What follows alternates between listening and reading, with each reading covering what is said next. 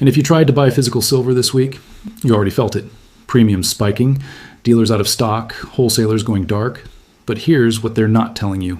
3 executive orders signed between March 2025 and January 7th, 2026. Not after you buy it. Before it ever hits the civilian market. The Defense Production Act of 1950, the same Cold War statute that let Truman seize steel mills, is now being used to acquire 500 million ounces. And the priority allocation system is already active, which means the question isn't whether civilian sales will be restricted. The question is, how much time do you have left before the allocation notices go public? Welcome to Currency Archive. If you've been in the markets long enough to remember when a handshake still meant something, then you know the game has changed, but the old rules, the ones that protected wealth for generations, those still work. Do me a favor. If you want the analysis they won't show you on CNBC, click that subscribe button and drop a comment. Tell me where you're watching from. New York? London? Singapore? Because what's happening right now, it's not just an American story anymore. On January 7th, 2026, President Donald Trump signed an executive order that most Americans will never hear about.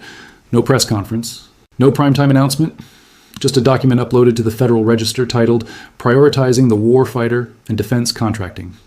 Buried in Section 4, Subsection C, a single paragraph grants the Secretary of Defense authority to use all available enforcement actions under the Defense Production Act to secure critical materials for national defense. In silver, the metal sitting in coin shops, jewelry stores, and investment portfolios across America just became a critical material. But this executive order didn't appear out of nowhere. It's the third piece of a legal framework that has been quietly constructed over the past 18 months. A framework that gives the federal government more control over America's metal supply than at any point since World War II. The foundation was laid in March 2025. Executive Order 14241, signed with minimal media coverage, titled Immediate Measures to Increase American Mineral Production. The language seemed bureaucratic, almost boring. It invoked Titles 3 and 7 of the Defense Production Act, specifically for minerals, and directed federal agencies to prioritize national security requirements in mineral allocation decisions. Most analysts dismissed it as standard industrial policy. But embedded in that order was a mechanism that hadn't been used since the Korean War: Priority Allocation Authority.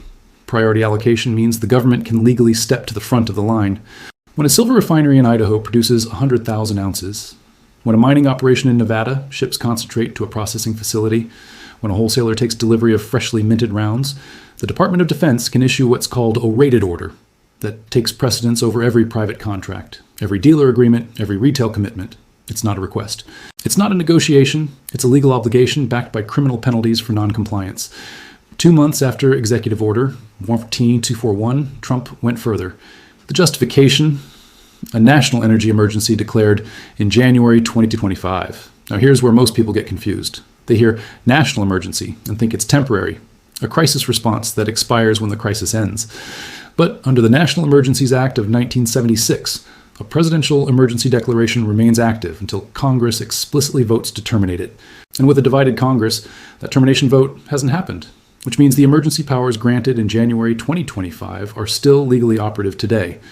And those powers are extraordinary.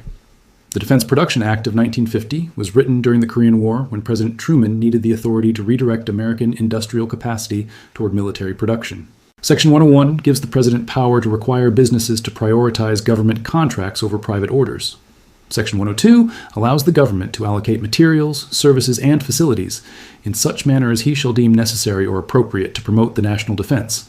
Section 303 authorizes the government to make direct purchases, to offer financial incentives for increased production, and to establish purchasing agreements that lock in supply before it reaches the open market. For 75 years, these powers sat mostly dormant. They were invoked occasionally during the 1970s oil crisis, after September 11th for certain defense technologies, and briefly during the COVID pandemic for medical equipment, but never for precious metals. Never for a commodity that sits at the intersection of monetary value, industrial necessity, and public investment. Until now. Because the January 7th, 2026 executive order didn't just authorize the use of Defense Production Act powers, it directed the Secretary of Defense to execute them. And according to multiple sources inside the defense industrial base, according to wholesalers who've received preliminary allocation notices, according to refinery executives who've been contacted by the U.S. International Development Finance Corporation, the execution is already underway. The target acquisition, 500 million ounces of silver. The timeline, 18 to 24 months. The method: a combination of direct purchasing agreements with domestic producers, offtake contracts that commit future production before it's refined, and priority allocation orders that give the military first access to domestically produced silver. This isn't a proposal being debated in committee hearings. This isn't a trial balloon floated by policy advisors. This is active implementation of executive authority that's been legally constructed, properly authorized, and bureaucratically operationalized. The legal architecture is complete. The funding mechanisms are in place. The institutional partnerships between the Department of Defense and the Development Finance Corporation have been formalized. And the only question that remains, the only variable still uncertain, is how long it takes before the American public realizes that the rules governing access to physical silver have fundamentally changed. Because when priority allocation becomes the dominant mechanism for domestic silver distribution, when military procurement takes precedence over civilian demand, the concept of a free market in silver becomes a legal fiction. The metal is still there. The refineries are still operating, but the question of who gets access and at what price is no longer determined by supply and demand. It's determined by executive order. There's a coin shop in Phoenix, Arizona that's been in business for 43 years. The owner, a man who survived the 1980 silver spike, the 2008 financial crisis, and the 2020 pandemic disruptions, called his wholesaler last Tuesday to place his standard weekly order: 50 monster boxes of American Silver Eagles, 200 rolls of pre-1965 constitutional silver, 500 ounces of generic rounds. The wholesaler told him he could fill 30% of the order. Maybe if the refinery shipment arrived on Thursday. No guarantees. No timeline for when full inventory would return. Just, we'll do what we can. This wasn't a supplier having a bad week. This was the beginning of a mathematical inevitability that most people in the silver market don't yet understand. Because when the federal government commits to acquiring 500 million ounces of silver under Defense Production Act authority, when that acquisition happens over 18 months using priority allocation that gives military contracts legal precedence over civilian orders, the numbers stop working for everyone else. Let's start with domestic production. The United States produces approximately 280 million ounces of silver annually. That number comes from a combination of primary silver mines, operations where silver is the main product, and secondary production from copper, lead, and zinc mines, where silver is extracted as a byproduct.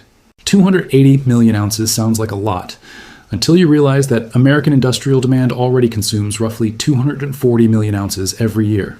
Solar panel manufacturing takes about 95 million ounces. Electronics and semiconductor production uses another 65 million ounces. Medical applications, from wound dressings to antimicrobial coatings, account for 30 million ounces. Photography, batteries, automotive sensors, water purification systems, the industrial applications add up fast. Which means before a single ounce reaches a coin shop, a jewelry manufacturer, or an investment dealer, before any retail buyer gets access to physical metal, approximately 85% of domestic production is already spoken for by industrial contracts. That leaves about 40 million ounces annually for the retail investment market, jewelry fabrication, and secondary industrial uses. Now apply the Defense Production Act mathematics. 500 million ounces over 18 months equals roughly 333 million ounces per year. But the Department of Defense isn't asking American refineries to produce more silver. They're asking for priority access to what's already being produced, which means when a refinery in Idaho processes 100,000 ounces of silver from domestic ore, when that silver is refined to 999 purity and ready for delivery, the Department of Defense rated order gets filled first, before the solar panel manufacturer, before the electronics company, before the coin shop, wholesaler, before anyone. And here's where the supply chain mathematics become unavoidable. If the military is taking 333 million ounces annually from a production base of 280 million ounces, the system is immediately short by 53 million ounces. That shortfall can't be made up by importing more silver because the Defense Production Act priority applies to domestically produced and refined metal specifically. It can't be solved by increasing production because opening new mines or expanding refinery capacity takes years, not months. It can't be bridged by reducing industrial demand because solar manufacturers and electronics companies have their own contracts, their own production schedules, their own legal obligations to customers. Something has to give. And what always gives in a priority allocation system is the discretionary market. The coin shops, the jewelry manufacturers, the retail investment platforms, the individual buyers trying to protect wealth or hedge currency risk. They get what's left, if anything is left. Now layer in the wholesale distribution system. Most retail silver dealers don't buy directly from refineries. They buy from wholesalers, large distributors who maintain inventory, manage logistics, and serve as the intermediary between refineries and thousands of small retail operations. These wholesalers operate on a just-in-time inventory model. They keep 30 to 60 days of buffer stock, enough to handle normal demand fluctuations, holiday rushes, and short-term supply hiccups. But their entire business model depends on predictable refinery output. When priority allocation removes the base layer of supply, when refineries start filling Department of Defense orders before wholesaler orders, that 60-day buffer starts depleting. First it drops to 45 days, then 30 days, then 2 weeks. And then wholesalers start making the phone calls that the Phoenix coin shop owner received. We'll do what we can, because they don't know when the next shipment arrives. They don't know how much they'll receive. They don't know if the refinery will honor their standing order or if a Department of Defense rated order will take precedence. The predictability that makes wholesale distribution profitable, that makes retail dealer operations viable, that allows ordinary buyers to walk into a coin shop and purchase metal at a reasonable premium over spot price, that predictability is gone. And once predictability disappears, premiums stop making sense. Spot price, the number that scrolls across financial terminals showing the price of paper silver contracts traded on COMEX, becomes increasingly irrelevant. Because spot price reflects the cost of a promise to deliver silver, it doesn't reflect the cost of actually obtaining physical metal when supply chains are constrained by federal priority allocation. Premiums start climbing, not because dealers are greedy, not because speculators are manipulating prices, but because when supply drops 70% and demand remains constant, when wholesalers can't guarantee delivery and refineries are legally obligated to fill government orders first, the price for guaranteed physical possession disconnects entirely from paper contract pricing. This is what supply chain mathematics looks like when priority allocation enters the system. It's not a temporary disruption. It's not a market correction. It's a structural transformation of how silver moves from refineries to end users. And the coin shop owner in Phoenix who couldn't fill his weekly order, he's not experiencing a supply chain problem. He's experiencing the new normal. There's a facility in New Mexico that doesn't appear on Google Maps. The perimeter is marked by chain link fencing topped with concertina wire, motion sensors every 50 meters, and signs warning that unauthorized photography is a federal offense. Inside, engineers are working on a weapon system that won't be publicly acknowledged for another 3 years. It's a directed energy platform, a high-powered microwave weapon designed to disable enemy electronics at range without kinetic munitions. The targeting array alone requires 847 pounds of silver. Not aluminum, not copper, not some cheaper substitute that military accountants might prefer, silver. Because when you're directing concentrated electromagnetic energy at a target 8 miles away, when milliseconds of signal delay mean the difference between mission success and catastrophic failure, when the platform absolutely must function in extreme temperatures ranging from Arctic cold to desert heat, there is no substitute for the metal with the highest electrical and thermal conductivity known to science. And this facility in New Mexico isn't the only one. Across the United States Defense Industrial Base, in laboratories developing hypersonic missile guidance systems, radar installations processing terabytes of signal data per second, electronic warfare platforms jamming enemy communications, space-based reconnaissance satellites maintaining orbital positioning, silver isn't a preference, it's a requirement. The Pentagon's 2024 Industrial Capabilities Report, a document most Americans have never heard of, identified silver supply chain resilience as a critical vulnerability requiring immediate policy intervention. The language was bureaucratic. The implications were not, because buried in the technical assessments and supply chain risk matrices was a recognition that had been building inside defense planning circles for years. The United States military had become dependent on a metal it didn't control. Start with production geography. China refines approximately 38% of the world's silver supply. Not mines it, refines it. The difference matters. Because even silver mined in Peru, Mexico, or Australia often gets shipped to Chinese refineries for processing before being sold on global markets, which means that a significant percentage of the refined silver available for purchase, including silver that originates from non-Chinese sources, passes through Chinese-controlled infrastructure at some point in the supply chain. For consumer electronics, that's an inconvenience. For jewelry manufacturing, it's a cost consideration. For the Department of Defense trying to build weapon systems that might one day be used against China, it's an unacceptable strategic vulnerability. The vulnerability became undeniable in March 2024. China announced export restrictions on strategic minerals, initially focused on rare earths and gallium, but the policy framework established a precedent that could be expanded to include refined silver if geopolitical tensions escalated. The message was clear. Resource access could be weaponized. Supply chains could be cut. And any nation dependent on Chinese refining capacity for defense-critical materials was operating with a strategic blind spot that adversaries could exploit. But the Chinese refining dominance was only part of the problem. The other part was institutional. For decades, banks and financial institutions held physical silver as part of their commodity trading operations. They maintained vault inventory, provided liquidity to industrial buyers, and served as the buffer between mining production and end-user demand. Then came Basel III. The international banking regulations that took full effect in 2023 reclassified physical precious metals holdings, making it significantly more expensive from a capital requirements perspective for banks to maintain large inventories of gold and silver. The result was predictable. Major financial institutions reduced their physical holdings. Vault inventories that had provided market liquidity for years were liquidated or transferred. The institutional buffer that had smoothed supply and demand imbalances, that had prevented short-term production disruptions from causing price spikes, largely disappeared, which meant that by 2025, the global silver market had become simultaneously more concentrated in Chinese refining and less buffered by institutional inventory. For the Department of Defense, this wasn't an abstract economic concern. It was an operational risk that threatened weapons programs, procurement timelines, and the industrial capacity to sustain military readiness in a great power competition environment. The Pentagon began running scenarios. What happens if tensions over Taiwan escalate and China restricts refined silver exports? What happens if a conflict disrupts shipping lanes and refined silver from South American mines can't reach U.S. defense contractors? What happens if domestic defense manufacturers suddenly find themselves competing with civilian industrial buyers, solar companies, electronics firms, medical device manufacturers, for access to a constrained supply of mission-critical material? The scenarios all pointed toward the same conclusion. Dependence on just-in-time global supply chains for defense-critical materials was a strategic liability.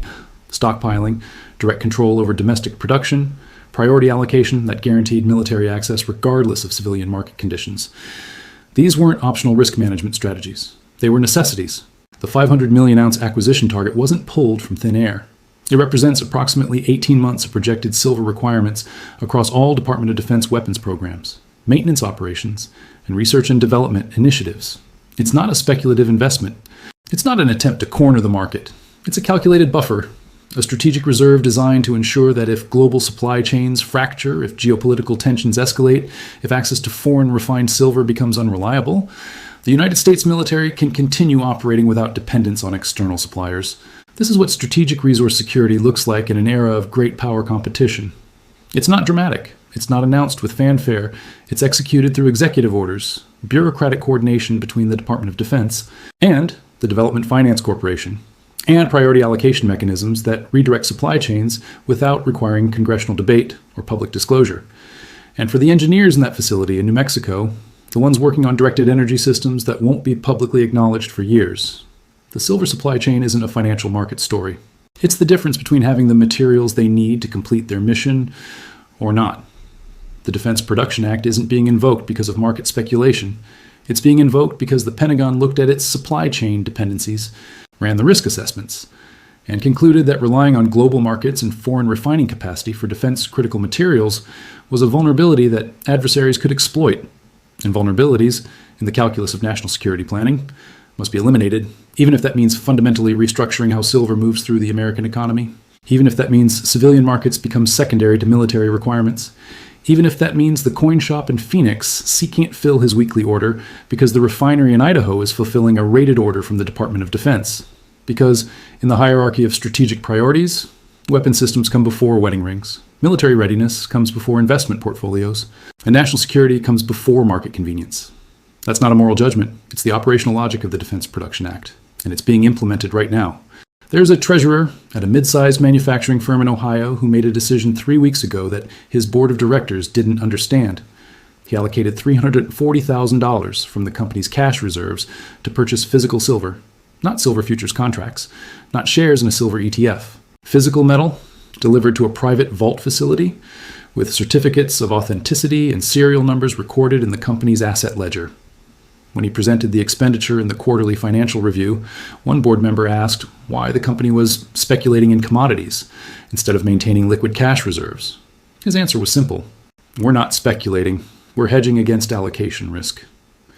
Because this treasurer had read Executive Order 14.241, he'd noticed the priority allocation language, and he'd done the mathematics on what happens when the federal government redirects 500 million ounces of silver away from civilian markets, while his company's production line requires 2,400 ounces monthly for electrical component manufacturing. He wasn't buying silver because he thought the price would go up. He was buying silver because he wasn't certain he'd be able to buy it at any price 6 months from now.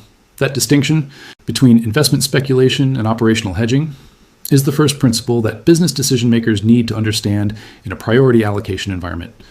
This isn't about making money on precious metals price appreciation. This is about maintaining optionality when supply chains become unpredictable and government resource management takes precedence over market mechanisms. The second principle is timing. Priority allocation doesn't happen all at once. It rolls out in phases. First, the Department of Defense establishes purchasing agreements with primary refiners, the facilities that process ore into refined metal. Those agreements are typically confidential, signed under non-disclosure provisions, and they don't immediately disrupt retail markets, because refineries continue selling to their existing customer base while gradually increasing the percentage allocated to government contracts. And that rated order takes legal precedence over all existing commercial contracts. Initially, these rated orders represent a small percentage of total production, maybe 10% or 15%, enough to start building strategic inventory, but not enough to cause immediate supply disruptions. Third, the percentage increases. As the strategic acquisition timeline progresses, as the 500 million ounce target approaches, rated orders consume larger portions of refinery output, 30%, then 45%, then 60%. And at some point, usually when rated orders exceed 50% of production capacity, the wholesale distribution system stops functioning predictably. Dealers can't guarantee inventory. Premiums become erratic. Delivery timelines extend from days to weeks to indefinite. The progression from phase 1 to phase 3 typically takes 12 to 18 months, which means that business operators, institutional buyers, and individuals who wait until supply disruptions become obvious, who wait until premiums spike and availability disappears, will be positioning themselves at the worst possible moment in the allocation cycle. The treasurer in Ohio understood this. He positioned before the disruption became apparent. He secured physical inventory while wholesale markets were still functioning, and he did it at a cost basis that will look remarkably favorable when his competitors are scrambling to source material at triple the premium 18 months from now. Now, here's what he didn't do. He didn't buy paper silver contracts on COMEX. He didn't purchase shares in a silver mining company. He didn't invest in a silver-backed ETF that promises to hold physical metal on behalf of shareholders. Because in a priority allocation environment, the distinction between paper claims on silver and physical possession becomes existential. A futures contract is a promise that someone will deliver silver at a future date. An ETF share is a claim on silver held in a vault somewhere that you don't control. A mining company stock is exposure to a business that might produce silver if they can get permits, if they can access capital, if their ore grades remain economically viable. None of those instruments guarantee that you can take physical delivery when you need it. And when the federal government is using Defense Production Act authority to redirect domestic supply, when rated orders are consuming refinery output, when wholesalers are telling retail dealers, we'll do what we can, the difference between owning a promise and owning the metal becomes the difference between operational continuity and production line shutdowns. The third principle is legal structure. Physical silver held by a corporation for operational purposes is treated differently under tax law than silver held for investment speculation. If a manufacturing company can demonstrate that silver inventory is necessary for production processes, if it's classified as raw materials or work-in-progress inventory rather than a financial asset, the tax treatment and reporting requirements differ significantly. This matters because improperly structured precious metals holdings can trigger audit scrutiny, create unexpected tax liabilities, or complicate financial statement preparation. Smart treasurers and CFOs work with tax advisors who understand the distinction between commodity hedging for operational purposes and speculative commodity trading. The documentation matters, the classification matters, and getting it right on the front end prevents regulatory complications down the road. The fourth principle is relationship infrastructure. The Ohio treasurer didn't walk into a random coin shop and buy $340,000 worth of silver. He established a relationship with a dealer who sources directly from refineries, who understands corporate purchasing requirements, and who can provide the documentation, insurance, and logistics coordination that institutional buyers require. He verified vault facility credentials. He confirmed that storage arrangements included segregated inventory with specific serial number tracking, rather than pooled storage where his company's metal might be commingled with other customers' holdings. He negotiated delivery timelines and established protocols for potential future purchases if his company's silver requirements increase. Because in a constrained supply environment, access isn't just about having capital. It's about having relationships with suppliers who can actually deliver and who prioritize established customers over spot buyers when inventory becomes scarce. Now let's address the question that every business operator is asking. Is this legal? Can the government really do this? Yes. The Defense Production Act has been federal law since 1950. It's been upheld by courts repeatedly. It's been invoked by presidents from both parties across decades, and the specific provisions authorizing priority allocation, rated orders, and direct government purchasing of strategic materials are unambiguous. There's no legal challenge that's going to stop this. There's no congressional intervention that's going to reverse these executive orders. The statutory authority exists, the administrative mechanisms are in place, and the execution is already underway, which means the relevant question isn't whether this can happen. The relevant question is how business operators, institutional decision makers, and individuals who understand what is coming position themselves in the time window that remains before allocation notices become public and supply chain disruptions become undeniable. The treasurer in Ohio made his decision 3 weeks ago. He secured physical inventory at manageable premiums. He documented the purchase properly for tax and financial reporting purposes. He established relationships with suppliers who can potentially source additional material if his company's requirements increase. And when his board of directors asked why the company was speculating in commodities, he explained that hedging against foreseeable supply chain risk isn't speculation. It's prudent capital management in an environment where government resource allocation takes precedence over market mechanisms. 6 months from now, when his competitors are facing production delays because they can't source the silver components they need, when premiums have tripled and delivery timelines have extended indefinitely, when wholesalers are prioritizing long-term customers and turning away spot buyers, that $340,000 expenditure will look less like speculation and more like the most strategically sound decision the company made all year. Because in a priority allocation environment, the advantage doesn't go to whoever has the most capital. It goes to whoever positions first, before the disruption becomes obvious, before the mathematics of supply chain constraint forces everyone else to compete for what's left. The window is closing, not because of market manipulation, not because of speculative excess, but because the Defense Production Act is being implemented exactly as the statute authorizes, and the 500 million ounce acquisition target is already in motion. The only variable is how long it takes before the business community recognizes what's happening. And by the time recognition becomes consensus, positioning will no longer be possible at reasonable cost.